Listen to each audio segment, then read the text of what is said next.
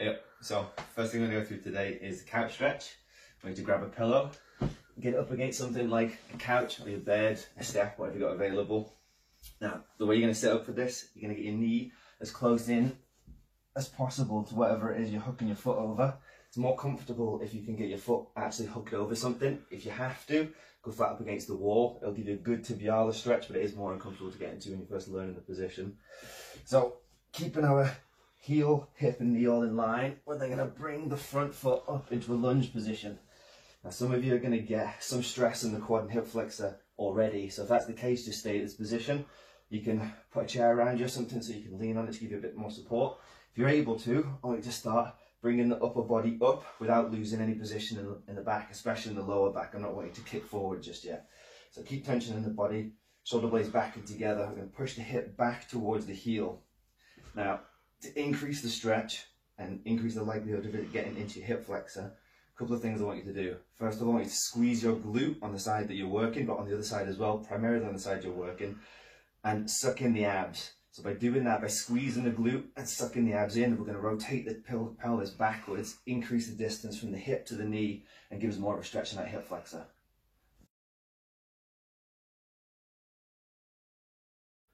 Yep, okay, so the next exercise we're going to do today is the pigeon stretch. Now this is included in a few different workouts.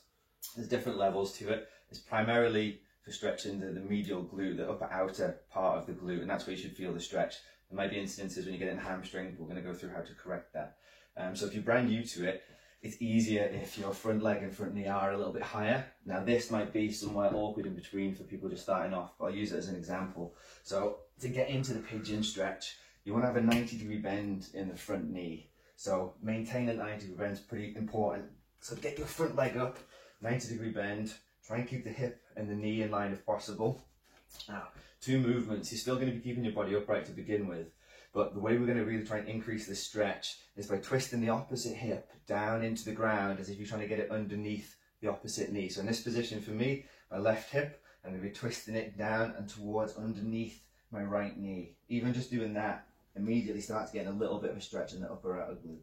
So if you got that, great. If you wanted to increase the stretch and you're more mobile than this, you can get lower down. I want you to try and keep some tension through the body, so don't lose the position all through the back, and start pivoting through the hip down at first towards the knee. Now as you're doing this, you should feel the stretch, like I say, in this upper outer glute. If you don't, if you start feeling the stretch more so in the hamstring, what I want you to try and do is bring the knee up above the ankle. So we're going to use some pillows for this. Exactly the same position, but now my knee is going to be higher than the ankle, so I'm going to set up exactly the same 90-degree bend. Start pushing that hip down into the ground, twisting the body in, leaning in, and you should find with the difference in height between the knee and the ankle, the stretch will come off the hamstring and be more so on the upper outer glute.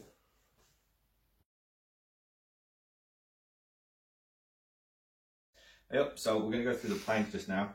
So, two variations of the plank. There's the long lever, which is the easier of the two variations, where your elbows are fully locked out, and then there's the short lever, where the elbows are bent. In either position, you're going to start off by having the hands or the elbows directly underneath the shoulders. So I'm going to go into the short lever, the more difficult variation. So elbows underneath the shoulders, hands flat onto the ground, and then I'm going to drive my toes into the ground, squeeze my quads to lock my knees, squeeze my glutes to stabilize the hips, suck in, and brace the core. So that's the plank position. Now, to make this a little bit easier, all you're going to do is extend fully through the elbow. So this time the hands are going to be underneath the shoulders, toes driven into the ground, lock the knees, glutes, core, shoulder blades back and together, and that's the long lever.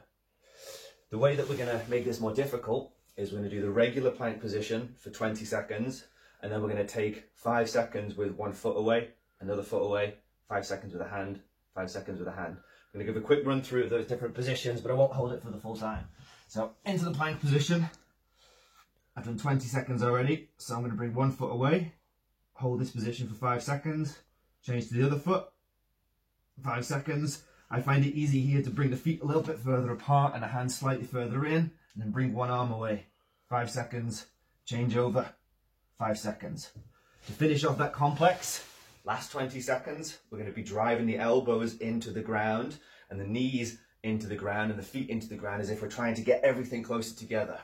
So into the plank position, Only now we're going to start pulling those elbows towards the knees, knees towards the elbows. So create a lot of tension in the core and then hold it there. And that'll be for the final 20 seconds.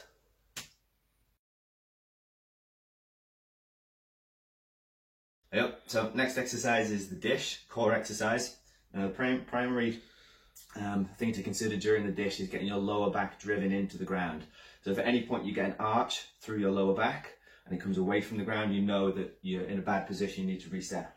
So the easier variation of this, you're going to lie flat on your back, bring your head and shoulders up off the ground and push the hands down towards the heels. Squeeze the core, that's going to keep that back flat, driven into the ground. Then you're going to bring your feet up off the ground, bring them together and point the toes. So keeping that tension in the core, lower back driven into the ground. To make this more difficult, you can start lowering your feet. Again, you have to keep that core switched on so that there's no arch in the lower back. If you go too far and lose the position and get an arch, just reset a little bit higher, continue to hold. So when you get all the way to the ground, you can now start thinking about bringing the hands overhead. So I've got a little pole to make this a bit easier.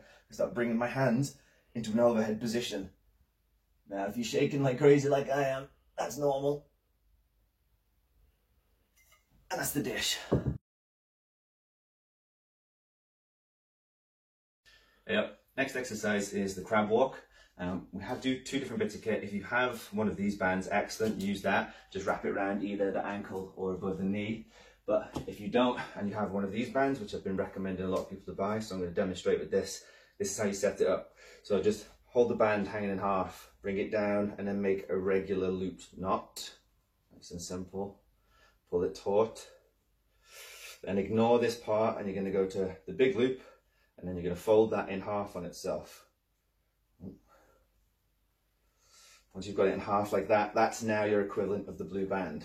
So, two different positions. I want people who are less progressed with this exercise to bring this above the knee.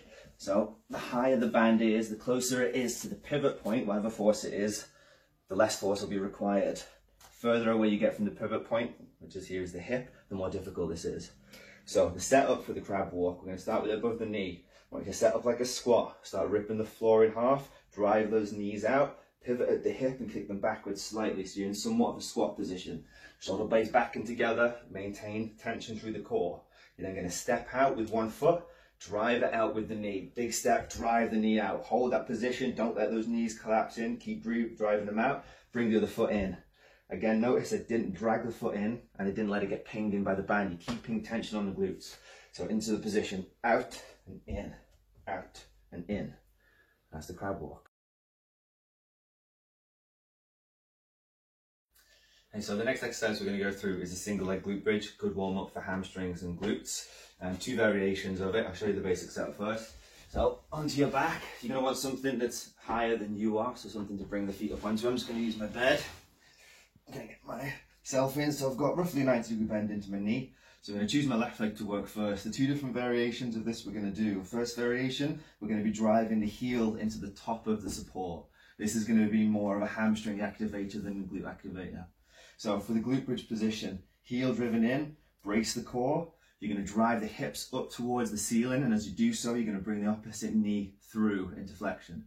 So I'm going to drive that heel in, drive the hips up towards the ceiling as I bring my knee back, and then down under control, keeping that tension on the hamstring. So the second variation of this, setup's exactly the same, principle's the same, only I'm going to have the arch of my foot driven to the edge of the support. This is going to give me the opportunity to switch on that glute a lot more. So same again, driving that foot in, I'm going to drive the hips up towards the ceiling, bring the opposite foot through, squeeze hard at the top, down under control. And that's the two variations of the single leg glute bridge.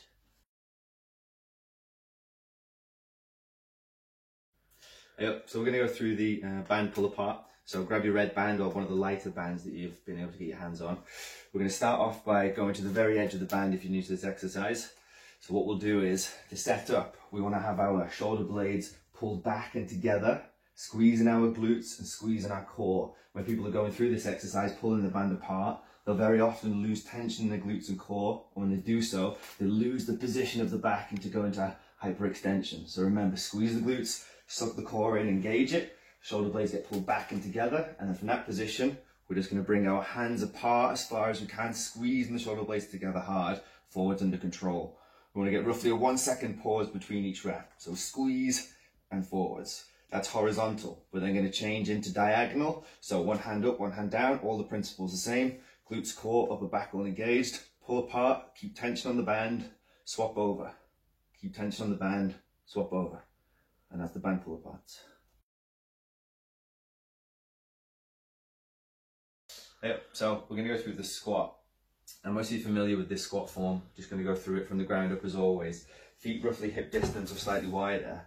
If you feel comfortable, you feel you need to, then turn the toes out slightly, but you don't have to. So building from the ground up, rip that floor apart, push the knees out, engage the medial glutes. I'm going to kick those hips backwards slightly, slight hinge in the hips. Going to brace the core, so big breath in, drive that breath down, brace the abs around it.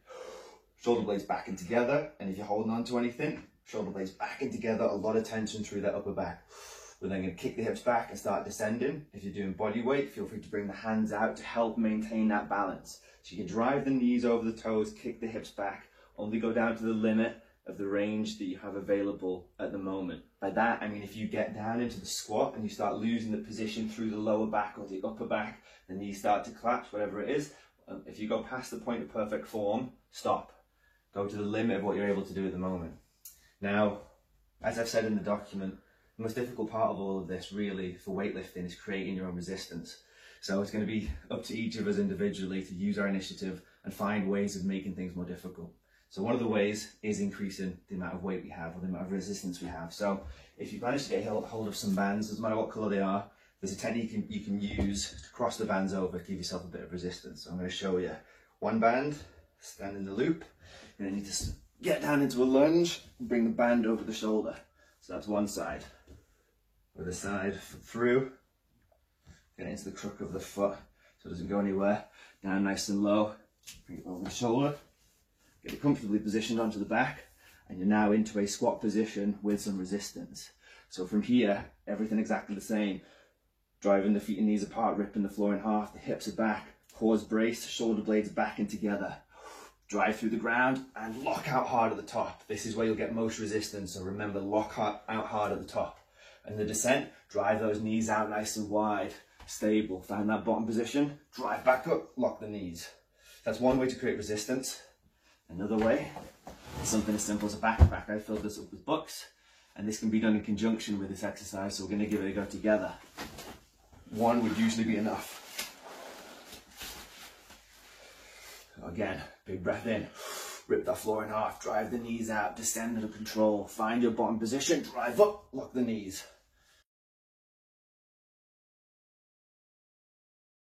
Hey up, we're going to go through the Patrick step. This is one of the primary movements for anyone not on any sort of knee health program, and pretty much most of my clients now, at least on their squat day, are going to be doing something to maintain the knees, so Patrick step's a big one. And the main reason to do this is going to strengthen the VMO, vastus medialis oblique, which is the biggest muscle closest to the knee, one of the most important for knee stability, knee health overall. It's also going to work antagonistically with the medial glute, so you'll feel as you get good at the Patrick step, this upper outer glute is, well for me it just grew, but for most people it's just going to get stronger and stronger. So the way we set this up, so I've just used some books for this. Hopefully most of you are either in a house that has a flight of stairs or you can go out onto the curb. I'm just keeping it indoors for the time being, so I've just piled some books on top of each other. We're roughly looking for about 10 centimeters, 10 to 15 centimeters. Just if you can't get that high, if you don't have a step available, then I just want you to up the reps, increase the volume. I'll give more detail in the program if that's the case. So I'm going to work my right leg first. So I'm going to get onto the step. I'm going to turn my right foot out by about 30 degrees to try and put more stress onto this VMO. And I'm going to stand up onto the step. Now, the front leg, I'm going to pull the toe in towards the shins and squeeze the quad to lock the knee. The movement here is initiated by kicking the knee forwards on the working leg because you're trying to keep your hip in line with or in front of your ankle. If you find yourself pivoting at the hips and the hip goes back behind the ankle, you're going to end up loading up your hamstring and glute and taking a lot of stress off the quad. So we want to be careful not to kick that hip back, to keep the body nice and upright and to drive the knee forward. Go down the control, touch with the heel, pause for a split second, come up and lock the knee hard at the top. So, toe pulled up, lock the knee goes forward on the working leg, the hip stays in front of the ankle. Touch with the heel, pause, drive up and lock that knee hard. That's the Patrick step.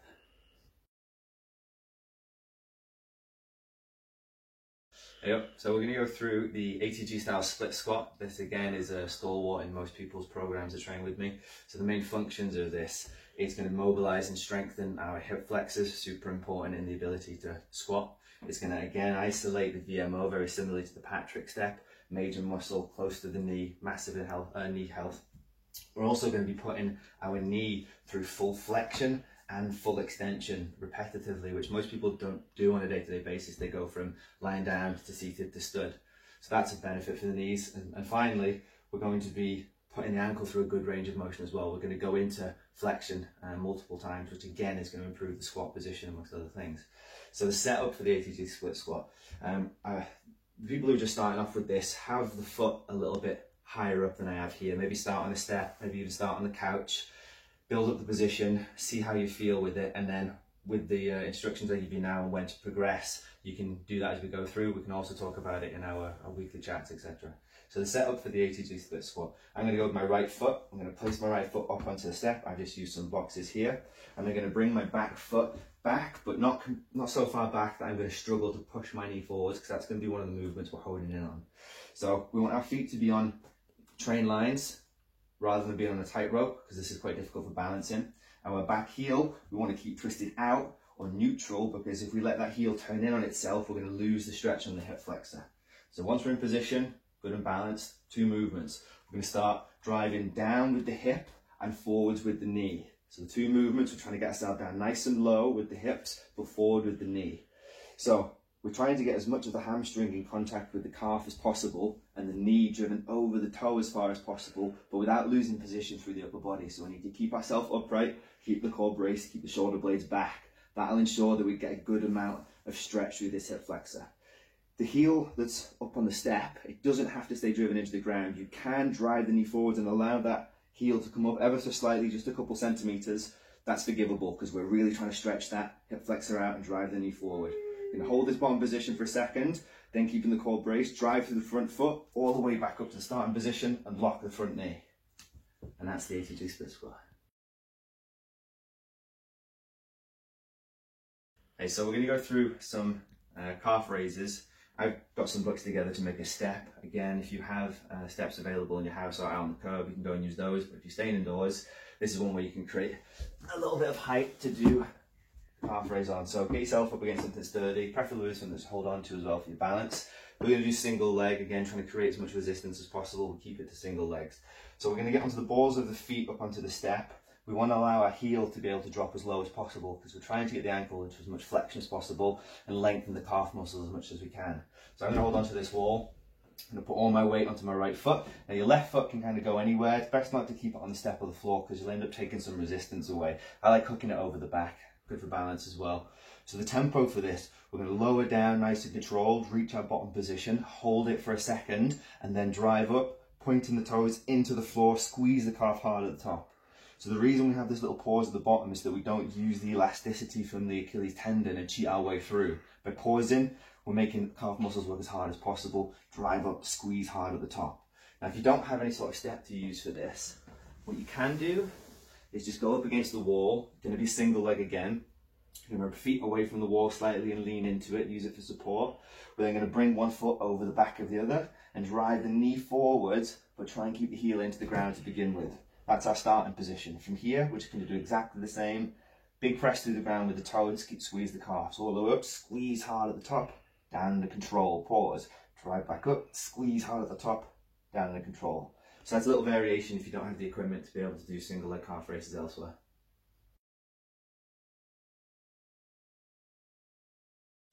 Okay, so one of the exercises that we're going to do quite frequently is the tibialis raises, anterior tibialis raises.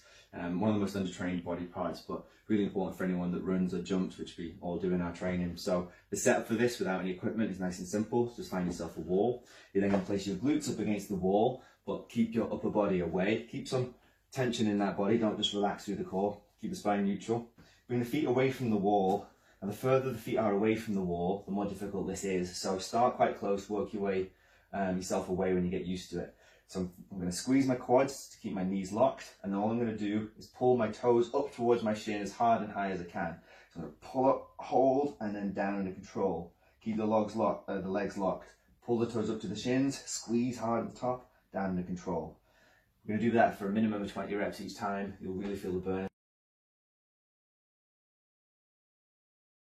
Okay, so we're going to go through the Bulgarian split squat, and specifically the Bulgarian split squat ladder, which is one of the conditioning elements to your training for this home workout program. So for the Bulgarian split squat, it's a single leg exercise. So we're going to have our rear foot elevated. Now this can be on a chair, on a sofa, bed, whatever it is you have available. Just get that back foot up. So I want you to go up against your support, take a regular step away, and then bring your back foot up.